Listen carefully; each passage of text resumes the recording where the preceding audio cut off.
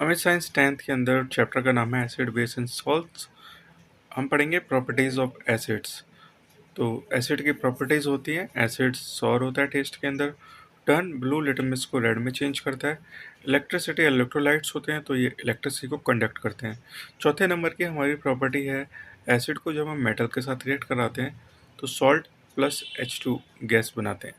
For example के लिए जब जिंक को H2SO4 यानी हाइड्रोजन सल्फ्यूरिक एसिड के साथ हम रिएक्ट कराते हैं तो ZnSO4 प्लस H2 बनता है। इसके अलावा एसिड को मेटल कार्बोनेट के साथ जब हम रिएक्ट कराते हैं तो salt plus CO2 plus H2O बनता है। यानी कि जब HCl को Na2CO3 के साथ हम रिएक्ट कराएंगे तो NaCl, CO2 और H2O मिलेगा। छठी नंबर की प्रॉपर्टी हमारी, जब एसिड को मेटल हाइड्रोकार्बन के साथ रिएक्ट कराते हैं तो salt plus carbon dioxide plus H2O मिलता है हमें। यानी कि जब हम एसिड यानी HCl को जब हम NaHCO3 के साथ हम रिएक्ट कराएंगे तो NaCl, CO2 और H2O हमें मिलेगा।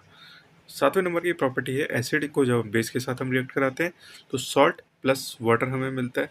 यानी कि जब हम HCl को NaOH के साथ हम रिएक्ट कराएंगे, OH हमारा बेस है, तो NaCl यानी नमक हमें मिलेगा, साथ के साथ हमें H2O वाटर मिलेगा।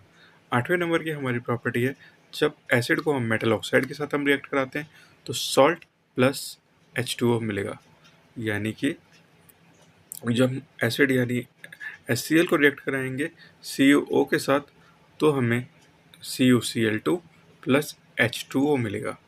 इसके अलावा एसिड के एक मेन प्रॉपर्टी है, एसिड हमारे क्रोसिव नेचर में होते हैं। यानी कि अगर हाथ पर अगर एसिड लग जाए तो हाथ को जला सकता है, अगर कपड़े या फिर प्लांट्स के ऊपर अगर गिर जाए तो ये उनको नुकसान पहुंचा सकता है। तो एसिड का नेचर क्रोसिव होता है।